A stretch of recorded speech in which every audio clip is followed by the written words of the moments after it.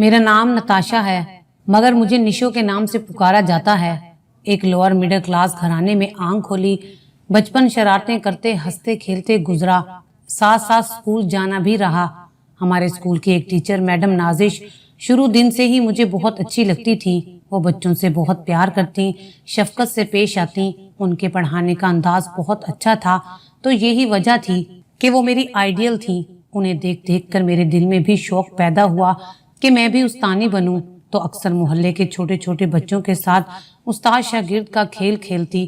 اب سچ مچ کی استانی بننے کے لیے پہلے خود پڑھنا بلکہ اعلیٰ تعلیم حاصل کرنا ضروری تھا، تو اپنے اس شوق کی تکمیل کے لیے دن رات محنت کرتی، خوب پڑھتی اور تعلیمی مراحل کامیابی سے طے کرتی گئی، اور بالآخر BA کرنے کے بعد B.Ed کی ڈگری حاصل کر لی۔ ٹیچر بننا میرا ایک خواب تھا، تو میں نے اپنے خواب کی تعبیر پانے کے لیے محکمہ ایجوکیشن میں جاب کے لیے اپلائی کرنا شروع کر دیا، اور ساتھ ساتھ دعائیں بھی مانگتی، تو خدا نے میری دعائیں سن لی۔ اور 1 سال بعد جب مجھے ٹیچر کا اپوائنٹمنٹ لیٹر ملا تو خوشی سے میرے پیر زمین پر نہیں ٹک رہے تھے، کیونکہ آج مجھے میرے خواب کی تعبیر مل گئی تھی۔ جیسے مجھے اپوائنٹمنٹ لیٹر ملا، فوراً اس کے اگلے دن میں نے جوائن کر لیا، اور خوش قسمتی سے گھر کے قریب ہی ایک گرلز مڈل اسکول میں میری جاب ہو گئی۔ میں نے شوق، محنت اور لگن سے بچوں کو پڑھانا شروع کر دیا۔ میں ہر ماہ پوری تنخواہ امی کے ہاتھ پر رکھ دیتی، جس سے وہ بہت خوش ہوتی۔ دیکھتے ہی دیکھتے 4 سال کا عرصہ پلک جھپکتے گزر گیا۔ اب میری جاب بھی مستقل ہو گئی تھی اور معقول تنخواہ بھی مل رہی تھی۔ میں نہ تو بہت حسین و جمیل خوبصورت لڑکی تھی اور نہ ہی بدصورت۔ گندمی رنگ، پرکشش نین نقش، گھنے سیاہ لمبے بال اور درمیانے قد کے ساتھ قبول صورت کی لڑکی تھی۔ ہاں، میری آنکھیں بڑی تھیں اور یہی میری سب سے بڑی خوبصورتی تھی۔ میرا چچا زاد اور کزن ہمایوں اکثر ہمارے گھر آتا جاتا رہتا تھا۔ وہ یونیورسٹی میں ماسٹرز کر رہا تھا۔ وہ بہت خوبصورت گورا چٹا لڑکا تھا، اوپر سے خاصا امیر اور دولت مند بھی تھا۔ نت نئے فیشن کا مہنگا لباس پہننا اس کا شوق تھا۔ وہ اپنی کار میں یونیورسٹی جاتا، مجھ سے اکثر ہنسی مذاق اور چھیڑ چھاڑ کرتا رہتا، اور اکثر ذو معنی جملے بھی بول دیتا۔ وہ مجھے نتاشا کی بجائے فلم سٹار نشو کہتا اور چھچوری حرکتیں کرتا۔ میں اس کی کسی بات کا جواب نہ دیتی۔ وہ ہر دفعہ مجھے I love you بھی بولتا، مگر میں خاموش رہتی۔ اسے اپنے خوبصورت اور امیر ہونے پر بہت گھمنڈ تھا۔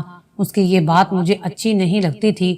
مجھے باوثوق ذرائع سے علم ہوا کہ اس کے بے شمار لڑکیوں سے دوستیاں اور افیئر چل رہے ہیں۔ وہ مجھ سے پارٹ ٹائم عشق لڑانے کے چکر میں تھا، بلکہ عشق کیا، وہ میرے ساتھ بہت گہرے تعلقات قائم کرنا چاہتا تھا۔ وہ جب بھی گھر آتا میں اس کے سامنے نہیں جاتی تھی، اسے نظر انداز کرتی تھی۔ میری بے حسی اور سرد رویے کو دیکھ کر وہ خود ہی پیچھے ہٹ گیا۔ میں مڈل کلاس کی بچیوں کو بہت محنت، شوق اور لگن سے پڑھاتی تھی، جس کی وجہ سے ہر سال مڈل کا رزلٹ 100% اور شاندار آتا، جس پر محکمے نے مجھے بہت سراہا۔ پھر میرا گریڈ بڑھا کر کچھ انتظامی امور کی بنا پر مجھے ایک ہائی اسکول میں ٹرانسفر کر دیا گیا، جس کا رزلٹ ہر سال بہت خراب آتا تھا۔ اس اسکول کی کارکردگی بڑھانے اور اچھے رزلٹ کے لیے مجھے وہاں ٹرانسفر کیا گیا تھا۔ یہ بات تو میرے آنر میں تھی، مگر وہ ہائی اسکول ہمارے شہر سے 25 کلومیٹر دور ایک بہت بڑے قصبے میں تھا۔ اب میرے لیے پریشانی بن گئی تھی کہ روزانہ وہاں آنا جانا تھا، کیونکہ مجھے حسب منشا ٹیچر کی جاب ملی تھی۔ دوسرا، مجھے ترقی دے کر اسکول کے رزلٹ کو اچھا بنانے کے لیے ٹرانسفر کیا گیا تھا، تو میں نے خوشی خوشی اللہ کا نام لے کر نئے ہائی اسکول میں جوائن کر لیا۔ وہ چونکہ ایک مضافیاتی علاقہ تھا، تو اس لیے وہاں زیادہ ٹرانسپورٹ بھی نہیں جاتی تھی۔ کچھ مخصوص ٹائم میں چند بسیں وہاں جاتی آتی تھیں۔ سفر تو زیادہ سے زیادہ 30-40 منٹ کا تھا، مگر چونکہ لوکل روٹ تھا، ہر سٹاپ کی سواریاں اس میں سوار ہوتی تھیں، تو گھنٹہ لگ جاتا تھا۔ گویا کہ بس سٹاپ ہمارے گھر کے بالکل قریب تھا اور بس یہیں سے ہو کر گزرتی تھی، مگر بس لاری اڈے سے ہی فل ہو کر نکلتی تھی، تو سیٹ نہیں ملتی تھی۔ لاری اڈا کافی فاصلے پر تھا۔ بس صبح 7 بجے لاری اڈے سے چلتی تھی، تو مجبوراً مجھے کسی تانگے یا رکشے پر بیٹھ کر پہلے لاری اڈے پہنچنا پڑتا تاکہ سیٹ مل سکے، جس کی وجہ سے میرے بہت سارے پیسے خرچ ہو جاتے تھے۔ خیر، میں نے روزانہ آنا جانا شروع کر دیا۔ جس بس کے ذریعے میں جاتی تھی وہ ایک اچھی حالت کے ساتھ صاف ستھری بس تھی۔ بس میں بہت رش ہوتا تھا، ساری سیٹیں فل ہوتی اور اکثر سواریاں کھڑے ہو کر سفر کرتی۔ اس بس کا کنڈکٹر، جس کا اصل نام تو بلال تھا مگر اسے بلو کے نام سے پکارا جاتا تھا، وہ 27 یا 28 سال کی عمر کا واجبی سی شکل و صورت اور سانولے رنگ کا لڑکا تھا، صرف 5 جماعتیں پاس تھا اور گزشتہ 10 سال سے کنڈکٹری کر رہا تھا۔ دوسرے کنڈکٹروں کی طرح وہ بھی تھوڑا اکڑ مزاج، زبان کا تیز اور ہوشیار بندہ تھا، مگر اس کی ایک خوبی یہ تھی کہ وہ لیڈیز اور سواریوں کے ساتھ تمیز سے بات کرتا تھا، مگر خاص طور پر میرے ساتھ بہت ہی شائستگی اخلاق اور سلجھے انداز سے بات کرتا تھا۔ مجھے اس روڈ پر جاتے ہوئے 2 ماہ ہو گئے تھے۔ بلو کا نام تو مجھے شروع دن سے ہی معلوم ہو گیا تھا، مگر ان 2 ماہ میں ہماری تھوڑی بہت شناسائی ہو گئی تھی، کیونکہ میں روزانہ جانے والی پکی سواری تھی۔ میری واپسی دوپہر 2 بجے ہوتی تھی اور میں بہت خجل خوار ہوتی۔ ہمارا اسکول مین روڈ پر واقع تھا اور اس قصبے کا لاری اڈا سب سے آخر میں بہت دور تھا، تو میں اپنے اسکول کے مین گیٹ کے آگے کھڑی ہو جاتی اور جب بس آتی تو سوار ہو جاتی۔ اکثر مجھے سیٹ نہیں ملتی تھی تو اکثر کھڑے ہو کر یہ ٹول باکس پر بیٹھ کر سفر کرنا پڑتا۔ بلو کو میرے بارے میں معلوم ہو گیا تھا کہ میں ٹیچر ہوں، تو اس ناطے سے وہ میری بہت عزت کرتا تھا۔ ایک دن بلو نے مجھ سے کہا کہ میڈم نشو، آپ اپنے اسٹاپ پر کھڑی ہو جایا کریں اور لاری اڈے نہ آیا کریں، میں آپ کے لیے سیٹ رکھ کر لے آیا کروں گا۔ چنانچہ اس طرح سہولت کے ساتھ خاصی بچت ہونے لگ گئی۔ اب وہ بس میں چلتے پھرتے کوئی ایک آدھ بات بھی مجھ سے کر لیتا۔ ایک دن اس نے مجھ سے کہا، میڈم میری چھوٹی بہن 9th کلاس میں ایڈمیشن لینا چاہتی ہے، تو وہ کورس کے سلسلے میں آپ سے کچھ رہنمائی اور مشورہ کرنا چاہتی ہے، تو اگر آپ برا نہ مانیں تو اپنا موبائل نمبر دے دیں، وہ شام کو آپ سے کال پر بات کر لے گی۔ میں بلو کی ممنون تھی کہ وہ روزانہ میرے لیے سنگل سیٹ لے کر آتا، دوسرا وہ کرائے میں بھی بہت رعایت کرتا تھا۔ میں نے تھوڑی ہچکچاہٹ کے بعد اسے اپنا نمبر دے دیا۔ اسی دن شام کو اس کی بہن کی کال آ گئی۔ اس نے میٹرک میں داخلہ وغیرہ کے لیے مشورہ لیا اور ضروری باتیں کی۔ اس کے بعد بلو نے میرا شکریہ ادا کیا۔ یہ اسی کا اپنا ذاتی نمبر تھا جو میں نے سیو کر لیا۔ کچھ دن گزرے تو مجھے سخت بخار اور فلو نے آ گھیرا۔ میں نے اسکول کی پرنسپل سے 3 دن کی چھٹی فون پر لے لی، تو مجھے خیال آیا کہ بلو میرے لیے تو سیٹ رکھ لیتا ہے، تو اسے بھی بتا دوں کہ 3 دن کی چھٹی لی ہے تاکہ وہ پریشان نہ ہو۔ چنانچہ میں نے اسے کال کر کے اپنی بیماری کا بتا دیا۔ اگلے 3 دن فون پر میری خیریت پوچھتا رہا۔ جب میں صحت یاب ہو گئی تو پھر سے آنا جانا شروع کر دیا۔ اب مجھے بلو کی آنکھوں میں اپنے لیے پسندیدگی نظر آتی۔ اب شام کو یا دوپہر میں مختلف ہیلے و بہانوں سے مجھے کال کرتا، حال چال پوچھتا اور ادھر ادھر کی باتیں کرتا۔ آہستہ آہستہ بلو مجھے بھی اچھا لگنے لگا۔ دوران سفر بس میں وہ مجھ سے کوئی بات نہ کرتا، انجان بنا رہتا تاکہ کوئی شک نہ کرے، مگر جب کال کرتا تو خوب باتیں کرتا۔ اب مجھے بھی اس کی کال کا انتظار رہتا۔ جس دن اس کی کال نہ آتی میں بے چین ہو جاتی۔ اب بلو مجھ سے کرایہ بھی نہیں لیتا تھا۔ بلو نے میری سہولت کے لیے واپس گھر آنے کے لیے یہ بندوبست کیا کہ وہ 2 بجے لاری اڈے سے جو بس نکلتی تھی اس کے کنڈکٹر کو کہہ دیتا تھا کہ وہ میرے لیے سیٹ خالی رکھ کر لے آیا کرے، تو اس طرح مجھے بہت آسانی ہو گئی۔ گویا کہ بلو پڑھا لکھا نہیں تھا، مگر ایک تو اس کا کردار صاف ستھرا تھا، دوسرا میرے ساتھ سلیقے سے اور عزت سے بات کرتا، تو اس نے اپنے اچھے اعتبار سے مجھے اپنا گرویدہ بنا لیا۔ میں اکثر اپنے کزن ہمایوں کے ساتھ بلو کا موازنہ کرتی تو دونوں کے درمیان مجھے زمین آسمان کا فرق محسوس ہوتا۔ ہمایوں دولت مند اور پڑھا لکھا ہونے کے باوجود بدتمیز اور گھمنڈی بد اخلاق تھا۔ وہ چھچوری حرکتیں کرتا اور کسی کو خاطر میں نہ لاتا تھا، جبکہ اس کے برعکس بلو ان پڑھ اور غریب کنڈکٹر تھا، مگر میرے ساتھ تمیز اور عزت سے بات کرتا، کبھی کوئی غلط حرکت اور بات نہیں کرتا تھا۔ یہی وجہ تھی کہ میں اسے پسند کرنے لگ گئی۔ ایک دن کال پر اس نے بھی ڈرتے ڈرتے اپنی پسندیدگی کا اظہار کر دیا۔ ہماری یہ پسندیدگی بہت جلد پیار میں بدل گئی، پھر رفتہ رفتہ پیار چاہت میں اور چاہت عشق میں بدل گیا۔ بلو میرا پیار پا کر بہت خوش ہوا۔ وہ اپنے آپ کو بہت خوش قسمت تصور کرنے لگا کہ اعلیٰ تعلیم یافتہ ٹیچر اس سے پیار کرتی ہے۔ اس نے کبھی مجھے چھوا تک نہیں تھا۔ اسے ہر حال میں میری عزت پیاری تھی۔ اسکول میں ہم سب ٹیچرز نے کمیٹی ڈالی ہوئی تھی جس کی مالیت 60,000 روپے تھی۔ تنخواہ ملنے پر میں کمیٹی اکٹھی کرتی۔ ہم نے پہلے دن سے ہی پرچیاں ڈال کر ترتیب بنا لی تھی کہ کون سی کمیٹی کس کو ملے گی۔ اس ماہ جس ٹیچر کو کمیٹی ملنی تھی اس کی 1 ہفتے بعد شادی تھی، تو اسے ہر حال میں اس کی شادی سے پہلے کمیٹی ادا کرنی تھی۔ جب ساری کمیٹیاں اکٹھی ہو گئیں اور اگلے دن اس ٹیچر کو पेमेंट करनी थी तो हुआ यूं कि हमारे घर चोरी हो गई, कमेटी के पैसे भी चोर ले उड़े। मैं बहुत परेशान हुई कि अब क्या बनेगा, किसी को यकीन नहीं आएगा, सब बातें करेंगी कि मैडम निशो ने 60,000 रुपए खुद रख लिए हैं, अब पैसे चोरी होने का ड्रामा कर रही है। इस तरह मेरी नेक नामी के साथ मेरी साख भी खराब होती जाती। अम्मी अबू भी बहुत परेशान थे कि अब क्या होगा, किस तरह रकम का बंदोबस्त होगा। इसी दौरान बिल्लू की कॉल्स आती रहीं, मगर मैं परेशानी की वजह से उसकी कॉल अटेंड ना कर सकी। अब्बू ने कॉल करके हमायों के साथ 60,000 रुपए बतौर कर्ज मांगे तो उसने ठीक से जवाब नहीं दिया। इस परेशानी के आलम में रात हो गई। उधर बिल्लू परेशान था कि मैं उसकी कॉल क्यों नहीं अटेंड कर रही। रात 10 बजे उसकी कॉल आई तो मैंने अटेंड कर ली। उसके पूछने पर सारी बात बता दी। उसने मुझे हौसला और तसल्ली दी कि वो कल रात तक 60,000 रुपए का बंदोबस्त हर सूरत में कर देगा। मैं परेशान ना हूँ और सुकून से सो जाऊं। अगले दिन मैंने स्कूल में उस टीचर से झूठ बोला कि 3-4 घरों से कमेटियां नहीं आई, आज शाम तक इकट्ठी हो जाएंगी तो सुबह पूरी कमेटी की रकम ले आऊंगी। उसी दिन रात को बिल्लू ने कॉल पर बताया कि उसने 60,000 का बंदोबस्त कर लिया है, वो सुबह मुझे बस में पैसे दे देगा।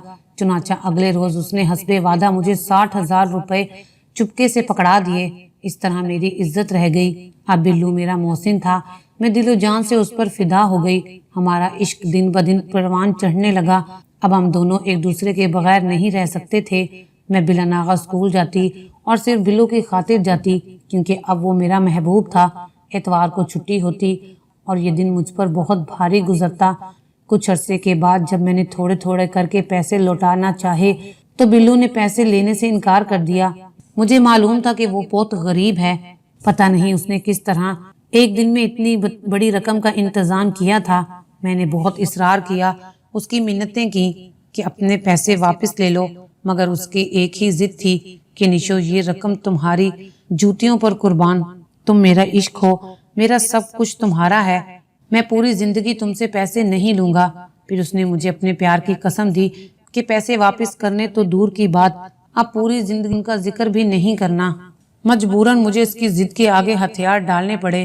अब हम दोनों एक दूसरे के बगैर नहीं रह सकते थे। बिल्लू का घर उसी कस्बे में था जहाँ मैं रोजाना पढ़ाने जाती थी। बिल्लू का बाप फौत हो चुका था।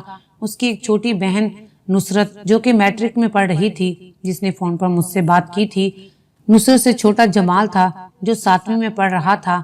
घर का वाहिद कफील बिल्लू था। उनका छोटा सा घर था।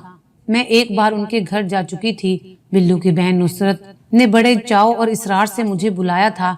जब मैं गई तो उन्होंने मेरी बहुत इज्जत और आओ भगत की। अब बिल्लू का इसरार था कि जल्द शादी कर लें।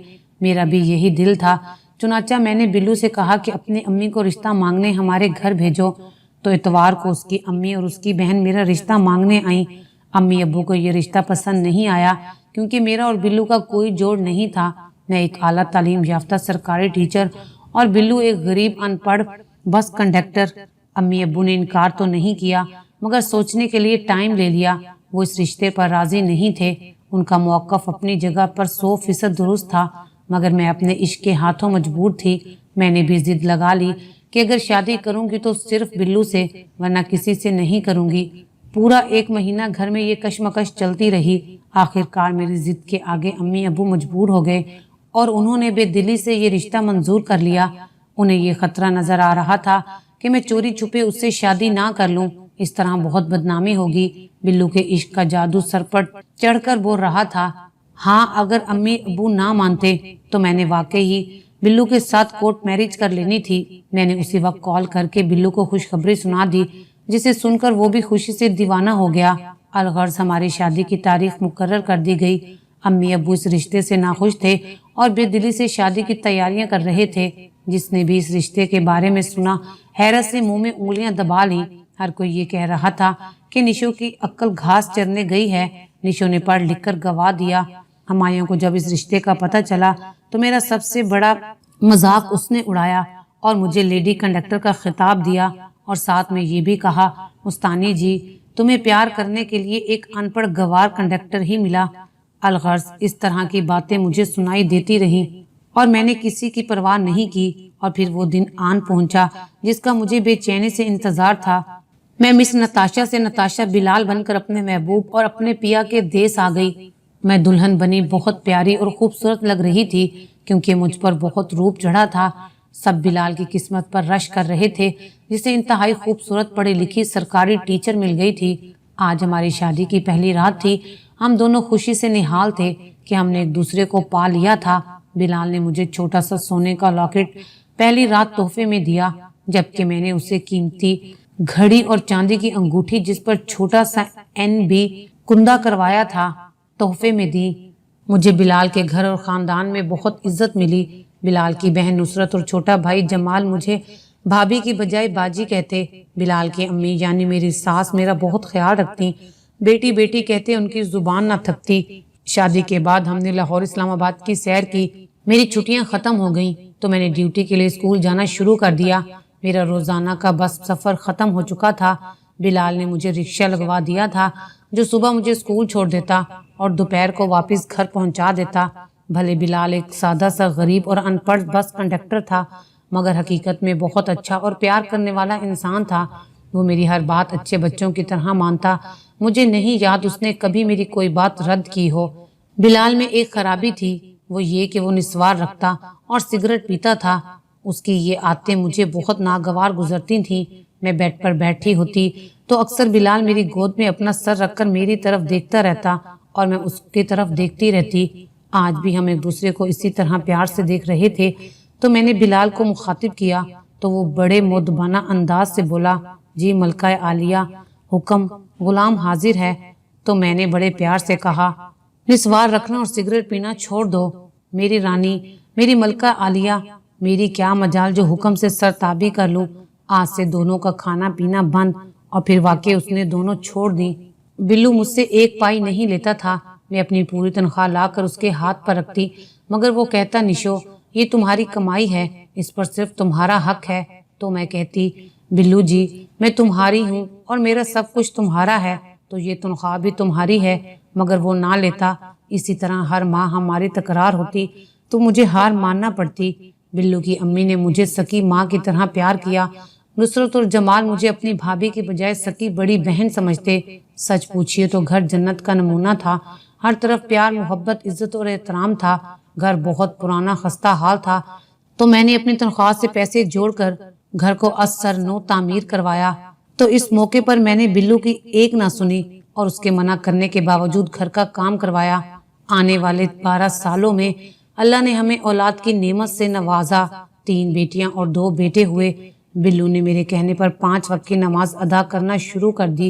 रमजानुल मुबारक के पूरे रोजे रखता, कुरान पाक की तिलावत करता। उसके मिजाज में अखड़पन भी खत्म हो गया और ये सब इश्क की ताकत से हुआ। इश्क वाकई बहुत बड़ी ताकत है।